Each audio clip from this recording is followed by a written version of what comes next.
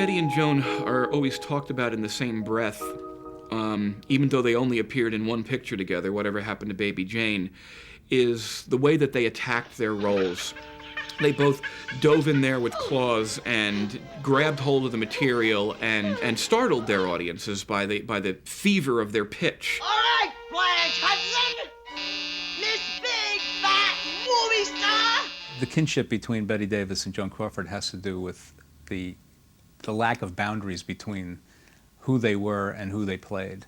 They wore their lives on their sleeves, so to speak, while they were on screen. It must have been a lot of fun for the public who knew Davis and Crawford from 30 years of stardom to see them finally paired, and it's kind of like the battle of Godzilla and Rodan. I've heard it said that Bette Davis was the screen's great sadist and Crawford was the screen's great masochist. So it really is a match made in heaven. And so these two women who were similar in that they were super powerful, ultra-ambitious, fierce divas, are still linked together because of that one film. It's really an amazing example of one film, to quite an extent, defining the image of both women. Bette Davis used to say that she and Crawford had nothing in common. Now, of course, they actually had a number of things in common. They both were very strong women who had to fight against great odds for their stardom. Then there's no other way. Not for us. Joan Crawford's primary ambition was to be a dancer. She appeared in the chorus of several musicals, and it was as a chorus girl that she was discovered by an MGM executive and brought to Hollywood. You like to dance? More than anything in the world. You want to work with me? Yes, Mr. Gilmore. Jake. Yes, sir. Now beat it. Thank you. Our Dancing Daughters captured something that the entire country and maybe the world was fascinated by, the Flapper, the Charleston. When that happened and it was a success, MGM said, well, let's give Joan Crawford more movies, we'll give her more chances. And she became a big favorite as kind of the embodiment of the new modern girl. After Joan did Our Dancing Daughters, MGM gave her a long-term contract and increased her salary considerably. She was paired with top MGM actors, and yet she was given big roles. She was the girl who wanted more out of life. She had zest. I think the first lure was vulnerability. She had those huge eyes like Bette did, but she was always playing vulnerable, like she was able to be duped, and she was able to be a victim, which she later brought about in some of the later films to great impact. I'm the chance of a lifetime, Janie. You better take me out. Bette Davis came from the theater. Suppose you've always loved the theater. Bette was a wonderful success in an early show called Broken Dishes in New York. She made some sort of success in that, and it was based on that she came to Hollywood. Critics said she was made of lightning, and they were referring to this fantastic energy. And she was very proud of that energy that she had, which allowed her to go on and do the incredible things that she did. Now, Bette Davis, of course, had been on the stage earlier, and she had a lot of drive right from the beginning. When the lights go out and that curtain goes up, oh, Don, that's being alive. I love you for bringing me back to life. And then she went to Universal. Every time I think about it, I get butterflies in my stomach. And a lot of people would say, well, she was a lovely-looking woman or very attractive, but you wouldn't classify her as a classic beauty by any manner of means. So this bothered her. Davis struggled very much when she first came to Hollywood as being thought of as drab and unglamorous. They found her very odd-looking, especially those eyeballs. They commented on those prominent eyeballs. Don't stand there with your eyes bulging out like that. And they really didn't know what to do. Rather cruel, aren't you? George Arliss, who was a major figure on the screen at Warner Brothers and had been for several years, had seen her in a picture, and he decided that she would be right for his next vehicle, the man who would play God. He took her under his wing and encouraged her. It was a bit of a mentor. He's put his faith in me, and I won't be a quitter. George Arliss was the man Bette said played God to her. He was a wonderful actor of his time, and Bette was about to be dismissed, released. Her contract wasn't picked up, and she was on her way packing her clothes with her mother, and everything was over when George Arliss called her on the phone, and she was ever grateful. You'll always be my idol. I shall always be your friend. And this led to a contract. And they put you in everything. But it was the studio's option, not the player. MGM began to tailor roles for Joan Crawford right after the huge success of Our Dancing Daughters. When Joan married Douglas Fairbanks Jr., she definitely felt like she was marrying into Hollywood royalty. Mary Pickford and Douglas Fairbanks were Hollywood royalty, about as royal as you could get. Mary never approved of Joan, and the marriage didn't last very long. She learned a great deal. I think she later said that that's where she learned, which fork to use. And she became, the most pretentious great lady of them all. And much later, she laughed about it herself. Did you mean that as an insult? One of the fascinating things about Joan Crawford is how she changed her look over the years. And when she arrived in Hollywood, not unlike Greta Garbo, she was sort of unformed. She didn't have great teeth. She didn't have her signature eyebrows or her signature mouth. And at some point in the 30s, she started changing the look, and the eyebrows were getting bigger, and the mouth was getting wider. It's very possible that someone like Adrian was telling her, you need to get a look. For 2 weeks, I'm a lady. So she started growing not just the eyebrows and the lips, but also the shoulder pads, and it became iconic. It became a trademark for her. And after Mildred Pierce, Joan Crawford was really a brand name that she was selling like Pepsi. As Maria Callas said, you got to have a look, and she got one, and she stuck with it. The same thing with Bette Davis. She already had the big eyes. She didn't need to do anything about her eyebrows, and she said on the stage that had been a huge asset, the big expressive eyes. And therefore, Bette Davis painted on the big lips to not make the eyes look so huge when she was on screen where everything is magnified. Now, Joan Crawford may or may not have been copying Betty's look to some degree with the big lips. Bette didn't care what she looked like in a film. What she looked like depended upon the character. She was a character actress. And to me, a character actress is what an actress is. But that was not really true for most actresses then, and is not really true for most actresses now. Jack Warner really didn't know how to market women. I don't care. Warner Brothers was known for dramatic films, for gangster and real-life, almost documentary-style films. But Jack Warner kept ignoring her. He just saw women for what he saw, for their face and their figure. Warner's never, before Bette Davis, never really had a top female star that was groomed by them. So it was very hard for a woman to get movies with a strong female role. You're a pretty smart girl.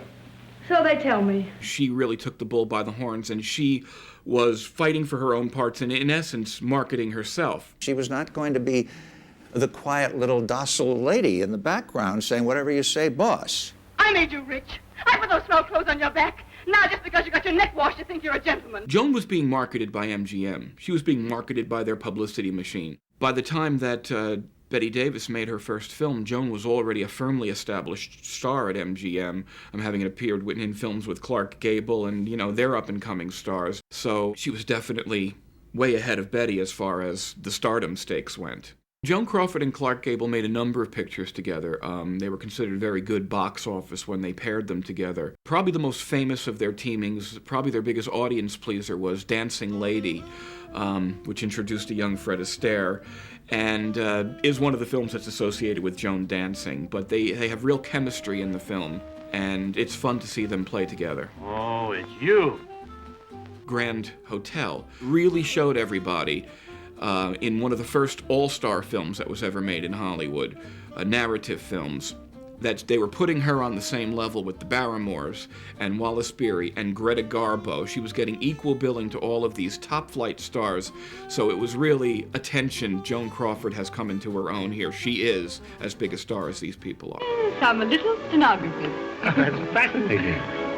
I don't suppose you'd take some dictation from me sometime, would you? It became a very popular formula for Joan Crawford. Girl from the wrong side of the tracks, from the sticks, makes good, becomes a prominent showgirl, shop girl, mannequin, you name it, something in the working girl's reach. And I've been through the mill already. Why, I've worked in cheap vaudeville, one-night stands, honky-tonk. So that was how she really attracted a mass audience, because the audience related to her. What's very interesting about Crawford is that she was able to adapt her image according to the current fashion, and she seemed to have a real gift for knowing when one period was ending and when to reinvent herself. I'm going to start doing. I'm going up where it's art. Bette was given, at the beginning, a lot of ingenues, but then when Bette started fighting and started getting the decent roles, they were all over the map. Bette Davis desperately wanted to do Somerset Maugham's Of Human Bondage, which would have meant a loan out to RKO. That sort of thing doesn't mean anything to you. That's what you think. She wanted something on screen that would break her through, that would get her the attention she hadn't gotten so far playing dyed blonde characters. So she fought to get the role of Mildred. And she basically went to war, pleading, kicking, screaming, and hounded him for months until finally he said, "Okay, Bette, go hang yourself." You don't take me out, someone else will. Well, she didn't hang herself with the role of Human Bondage. She got an Academy Award nomination, and she began to be noticed in Hollywood as an actress. People were not expecting this range, this depth, and this ability to completely debase herself on screen. What do you mean? That certainly was a kind of a part of camp humor. It was a kind of bitchy sort of insult humor. And she certainly was kind of the movie's first kind of bitchy star. I don't think anyone before Of Human Bondage ever took such relish in wiping the screen with her leading man. And after you kiss me, I want you to wipe my mouth. Wipe my mouth! Bette was willing to do anything at any time. I mean, she would have put on a hairsuit and played a werewolf if it was a good role. You're no longer important to me. Your importance ended when the show closed. She wanted to build, and she did, a gallery of unforgettable characters. She was an actress, not with a capital A. Every single word's capitalized. Bette Davis was an actress, and she played the role her whole life. Joan played the star 24/7. Joan was always dressed to the nines, even if she had to go to the convenience store. She once said, if you want to see the girl next door, then go next door. Joan Crawford really had a lifelong mission to be taken seriously. Aren't you going to kiss me? And yet she was sort of ambivalent because she also wanted to be maintain this certain glamorous facade, but she wanted to be taken seriously as an actress. Oh, you. Get her out of here. Wait a minute, boss. Steve, I haven't got time she's to got waste. plenty of talent. Listen to me. Just watch her once, will you, please? All right, all right. Let's see what you can do. I find something very infinitely touching about this woman who came up from terrible adversity and created this extraordinary image of Joan Crawford and maintained it with such discipline and drive. And in every one of her movies or TV appearances, she's always going for that Oscar. I'm like that guy throwing quarters in the slot machine. I keep on trying. Instead of giving in, she did just the opposite and did what she had to and made a career. Well, what do you find so amusing? What do you find so disturbing? When Bette won her first Oscar for Dangerous, she showed up at the Academy Awards to accept her award, dressed in a little house dress, looking like what Carl Laemmle referred to her as a little brown wren. There was a little bit of a kind of a, the hell with you attitude that she was rejecting the star system. Bette Davis was, in a sense, the first rebel actress. When she won her second Academy Award for Jezebel, she came to the awards more suitably attired. Saucy, isn't it? And vulgar. Yes, isn't it? Jezebel was a very important film for Davis in 1938. They really started truly creating women's pictures for her with big budgets. It was an enormous success. I give you a toast. To the firm of Dillard & Sons, a venerable institution, a financial colossus, with branches in New York, Boston, London, and Paris. Bette Davis was notorious for fighting for the roles that she won, for going on suspension, for not doing roles that she deemed unworthy of her, for leaving the studio on strike, thinking she was going to get punished, and every time she did it, things happened that made it better and better until finally, approaching the end of the 30s, she was tops. How cozy. After Joan Crawford married Franz Tone, her second husband, she wanted to change the shop girl image and try the kind of roles Bette Davis was doing in the late 30s. However, it didn't work for Joan Crawford. Her fans were used to seeing her in that rags to riches formula. They didn't want to see her at all unsympathetic or playing too strong a woman yet. But she was changing, she was aging, she was moving into it. You gotta kick and punch and belt your way up, because nobody's gonna give you a lift. Joan Crawford was very driven. She was so determined to prove that she was not just a clothes horse, not just a glamour girl. Why shouldn't I stay as I am, on top, with these clothes, these people, this life? Am I any different from them? Do I act any different? No, Annie. But you are. I'm not. And I'll prove it to you I'm not. She heard about the film of the women being made from Claire Booth Luce's play. She read the script, and she saw there was a supporting role of Crystal, who's the great villain of the piece, who's just the bitch to end all bitches. And by the way, there's a name for you ladies, but it isn't used in high society, outside of a kennel. And she was determined to play that part, and Louis B. Mayer, the head of the studio, was very much against it and said, what on earth would possess you to want to play that role? And she said, I'd play Wally Beery's grandmother if it was a good part. You know, she was willing to sacrifice glamour or sympathy just to prove that she was an actress. I've worked too hard to land this meal ticket to make any false moves now. Taking a supporting role in what was a top-lined Norma Shearer picture, The Women, was quite a move for Joan. I think she wanted to get into some fireworks there, and she did. What did you expect me to do? Burst into tears and beg you to forgive me? Isn't that what you really came in here for, Mrs. Haynes? Not after seeing you. You're even more typical than I dared hope. Well, honey, that goes double. She virtually stole the film. She played the bad girl, and this may have been her first intimation that playing a bad girl, as had happened so often with Bette Davis, will get you more attention and more acclaim than playing a sweet thing. It'll be out tomorrow, Mrs. Prowler. Fowler. Oh, I'm so sorry, Mrs. Fowler. And from then on, Joan Crawford's image did harden. Bette Davis did play a certain amount of heroines.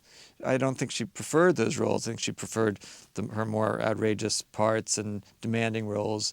And she was one of those actresses that really loves looking as awful as she could. There's a certain kind of actress, there are very few of them, but who you can tell just sort of revels in looking hideous. So I think Bette Davis particularly enjoyed playing the latter scenes of Mr. Skeffington, where she suffers from diphtheria and all her hair falls out. There are a lot worse things in this world than losing one's beauty. And Bette Davis just broke the mold because she insisted on looking just like the person whose life she was portraying. Joan was let out of her MGM contract. Was extremely upset about this. Once again, as Jack Warner was wont to do, he saw a saleable commodity on the open market, so he offered Joan Crawford a contract at like 1/3 her Metro salary, which Joan took. She knew Bette to be the queen of the lot, and she made an effort to let Bette know that she wasn't really trying to usurp her position and try to befriend her, but she did what she often did, which was she overdid it. She would leave flowers in her dressing room and little gifts, and, you know, Bette Davis was like, what is this crap? I don't want it. Now, because Bette was the queen of the lot, she got first pick of all the properties that went through Warner's, and she was offered Mildred Pierce first, and she refused it. And Joan took the role and won an Oscar for it, so I think there's really the beginning of the rift between them. Bette! Not on your life! I said give it to me!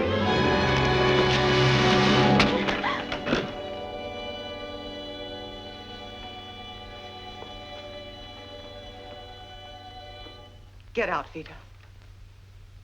Get your things out of this house right now before I throw them into the street and you with them. Get out before I kill you. Mildred Pierce comes out, big hit. And here was Joan Crawford, who couldn't get arrested before. Now she's suddenly, you know, top of the world, Ma. It was even more disturbing to Bette that as Bette's Warner Brothers career was winding down, Joan's was taking off. I can't get you out of this, Vita. What are you going to do? What are you going to do? Give me the police department. No. After Mildred Pierce, Joan Crawford began playing the long-suffering victims of varying kinds. I didn't help her kill herself. I had nothing to do with it. It is to love. And here's to the time when we were little girls. No one asked us to marry. If she had not been nominated and won for Mildred Pierce in 45, I believe she would have not only have been nominated for Possessed, which she was, but she would have won for this, because it is her finest performance. I told you once I'd do anything to keep you from leaving me, and I will. Anything. Well, any jailbreak is pretty tough, but I think I can manage this one. You'll see. I can be very objectionable. That I can believe. Betty's last film for Warner's is Beyond the Forest, and it's completely tied into her leaving Warner's early. In the middle of filming, she decided, I do not want this on my resume. I am not finishing this movie. And she said, I'll tell you what. I'll finish your movie. You let me out of my contract. She did, and they did. And you can put that in your oil well and pump it. When Bette Davis left Warner Brothers, she simply drove away, and she thought there would be a big party. She thought she would get a watch. She thought people would come out and say something to her. But actually, she drove away, and that was it. I find all this very distasteful. Bette Davis very much wanted to be the first performer to win 3 Academy Awards, and it looked like she might have the chance. She wanted it for Dark Victory, didn't get it. Then she made her huge comeback in All About Eve, and she really felt she would win. But she was up against another legendary performance, Gloria Swanson, in her comeback, first movie to speak of since the silent era as Norma Desmond in Sunset Boulevard. All About Eve put her back in the forefront of Hollywood actresses, and she may never have topped that, but she showed that she could do it. She showed that she could come back, and she never stopped. Well, if you're a star, you don't stop being a star. Joan Crawford definitely worked more steadily than Bette Davis did in the 50s. They both considered it a black period because they were not protected by a studio anymore. So by the time Baby Jane came along, even though it was Grand Guignol, sort of a shocker, the kind of thing they wouldn't have considered 10 years before, they were starring roles. It would be distributed by Warner Brothers, and they jumped at the chance. And Robert Aldrich had originally bought the property of Baby Jane and approached Crawford, and he said, well, you know, if I wanted to do this, we really need somebody like Bette Davis. And apparently the deal was struck, but only if Bette Davis got to be the lead character and Joan Crawford played the character in the wheelchair. He then had to find a studio to do it, and they were turned down everywhere. Jack Warner didn't like the idea of Baby Jane because bringing these 2 women together to him was a big mistake. You know, I always wanted everything to be nice, don't you? Robert Aldrich saw the publicity advantage of bringing together these famed women who, with this big rivalry in one production, would get him all the publicity he needed to launch his picture. Warner's 7 Arts decided to produce the film if it could be done on a very low budget. How about $100? A week, of course. Well, now the two were finally unleashed in the same ring. You wouldn't be able to do these awful things to me if I weren't still in this chair. But you are, Blanche. You are in that chair. There was no feuding on the set. It was all off the set. They were total professionals. You know, I always wanted everything to be nice, don't you? There was a war of dominance between these two sort of alpha females. Ultimately, because she was the more versatile actress, Davis got the director on her side. And so I think Crawford began to feel more edged out, and it was a much better part. They were out to get each other. A lot of times they worked really well together, but every once in a while some unprofessional behavior appeared on the scene out of both of them, which was really out of character. They seemed to bring it out in each other. The performances for both of them in Baby Jane, I think, were basically reflective of their careers and the kind of actresses they were. Bette, you know, just chewed the scenery and chewed the staircase and chewed every single thing that she could find. She went to extremes with her costumes. Both stars had costume and makeup and hair approval. In fact, Bette Davis was wearing a blonde wig in the movie that had been borrowed from the MGM wardrobe department and had been worn by Joan Crawford in an earlier movie, but Bette never knew that.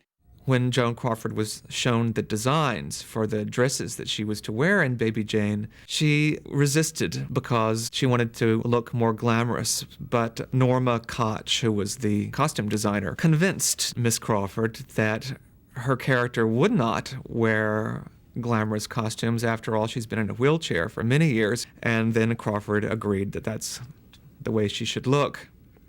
Nevertheless, she still wanted to wear falsies. So then at the end of the movie, when she's lying down on the beach, her breasts wouldn't naturally fall to the side the way any woman's would when they're lying down. And Bette Davis had to, at one point, fall on top of Joan Crawford, and these fake breasts were not falling down to the side of her body. They were sticking up as Joan planned. And Bette said they feel like two footballs having to fall on top of them. When I'm very bad and answer back and sass, then I'm Mama's little devil, and Papa says I've got the brass. This film totally transformed them. Of course, it also set them up on a cycle of horror suspense films that became more and more tawdry. Baby Jane was a huge surprise sleeper hit. On its initial release, I think people were shocked that these two established stars, there they were together for the first time, abusing the hell out of each other, and moving an audience. All this time we could have been friends. Whatever Happened to Baby Jane really is on the short list of all-time great camp cult classics. First of all, it's the showdown of these two rather monstrous, great stars, and both women have, great gay followings. So it's the championship match. The film itself is so outrageous. It's kind of like the tacky daughter of Sunset Boulevard. Baby Jane is a quality film with quality performances. It's much more than a horror film.